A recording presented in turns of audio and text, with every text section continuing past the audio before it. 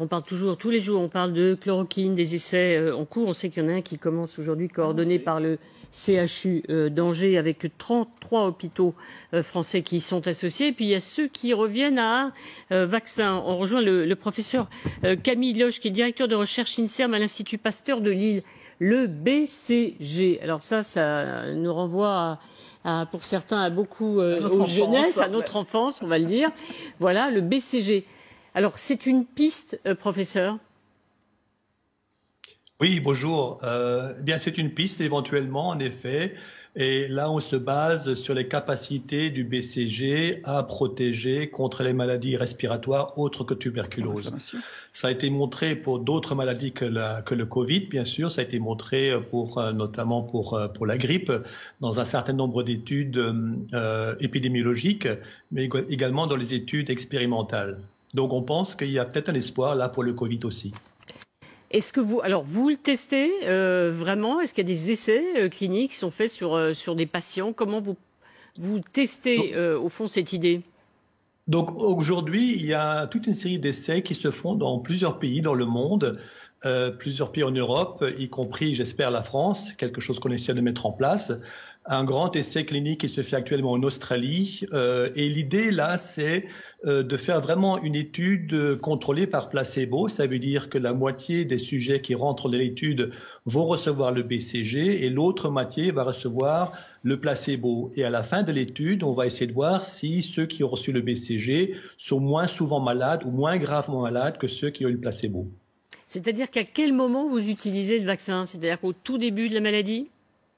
Donc l'idée, là, ce serait en effet de l'utiliser plutôt au début, voire même avant que les personnes soient infectées, pour voir si le BCG prévient dans une certaine mesure l'infection et si malgré tout les personnes sont déjà infectées, pour voir s'il atténue néanmoins la pathologie.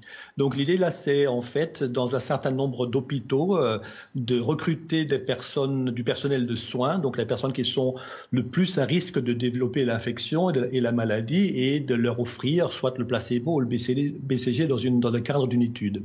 Alors, comme disait Roselyne, c'est un vaccin qu'on connaît bien quand on a connu ou qu'on a reçu quand on était tout petit. Il faut recommencer aujourd'hui? Oui. Il faudra recommencer? Quand on a reçu le BCG tout petit, c'est comme vous dites, c'est dans la jeune enfance. Le BCG est actuellement recommandé par l'OMS à être donné contre la tuberculose chez les nouveau-nés. Donc les personnes qui aujourd'hui sont le plus malades sont plutôt les adultes et donc je pense que même si le BCG a eu un très bel effet au début, au bout de quand même une quinzaine d'années, son effet a certainement diminué et donc il est nécessaire éventuellement de revacciner. Professeur Loche, question du professeur Jean-Paul Mira, qui est le chef du service de réanimation de l'hôpital Cochin. Bonjour. Donc Bonjour. J'ai bien compris que c'était pour éviter l'apparition de la maladie, donc c'est pour des sujets, on va dire, sains, initialement, ou bien alors pour éviter chez les patients qui vont développer, de voir la sévérité. Le problème, c'est qu'on est en confinement avec des gens ultra protégés quand ils sont exposés, puisqu'il y a d'autres stratégies qui apparaissent aujourd'hui en donnant des médicaments, un peu comme la PrEP sur le sida, mais les gens sont tellement protégés quand ils sont exposés. Il va falloir un nombre considérable de malades pour voir une différence, non? Qu'en pensez-vous? Actuellement, justement, c'est un travail qu'on est en train de faire avec ma collègue Odile Launay pour établir en fait un chiffre qui nous permet d'avoir des valeurs statistiques convenables. Vous avez parfaitement raison. Actuellement, il y a d'autres mesures de prévention qui sont mises en place, ne fût-ce que les masques déjà.